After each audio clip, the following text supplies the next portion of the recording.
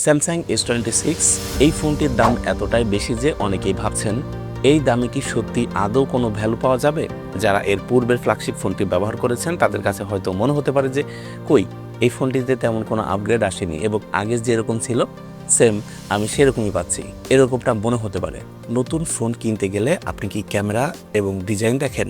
তাহলে সাবধান, কেননা নতুন স্যামসাং S26 দেখতে যতটা প্রিমিয়াম এর ভিতরে লুকিয়ে থাকতে পারে বড় ধরনের সমস্যা।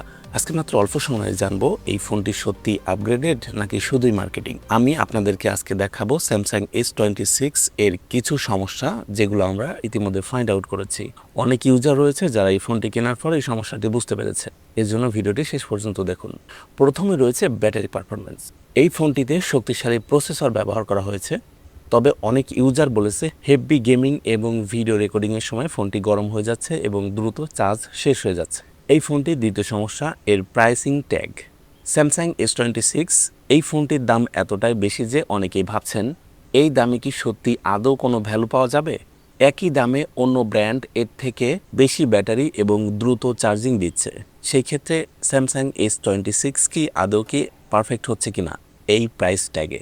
চার্জিং স্পিড, বর্তমানে অনেক ফোন 100 ওয়াটের বেশি চার্জিং স্পিড দিচ্ছে, কিন্তু স্যামসাং S26 তুলনামূলক এই জায়গায় কম স্পিড দিচ্ছে বা চার্জের জন্য আপনার বেশি সময় লাগছে।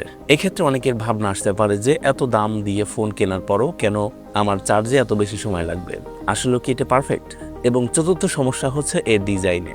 যারা এর পূর্বের ফ্ল্যাগশিপ ফোনটি ব্যবহার করেছেন তাদের কাছে হয়তো মনে হতে পারে যে কই এই ফোনটিতে তেমন কোনো আপগ্রেড আসেনি এবং আগে যেরকম ছিল সেম আমি সেরকমই পাচ্ছি, এরকমটা মনে হতে পারে। তবে যেহেতু ফোনটির দাম তুলনামূলকভাবে বেশি, সেক্ষেত্রে ডিজাইনে কিছুটা পরিবর্তন আনা দরকার ছিল, যেটা অনেকের ইউজার মতে। তাহলে প্রশ্ন হচ্ছে স্যামসাং S26 এই ফোনটি কি সত্যি খারাপ হচ্ছে? এক কথায় উত্তর দিতে গেলে মোটেও না, কেননা এখন পর্যন্ত এর ক্যামেরা, ডিসপ্লে এবং পারফরমেন্স সবার থেকে আপগ্রেডে রয়েছে এবং ফ্ল্যাগশিপ লেভেলে রয়েছে।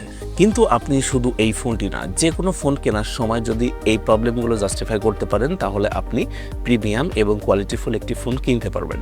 আপনি কি এই ফোনটি কিনতে চাচ্ছেন না অন্য কিছু ভাবছেন? কমেন্টে জানাবেন। আর এরকম টেক ভিডিও পেতে চ্যানেলটা এখনই সাবস্ক্রাইব করুন, কারণ স্যামসাং S26 এর আরও স্পেসিফিক ভিডিও সামনে আসছে।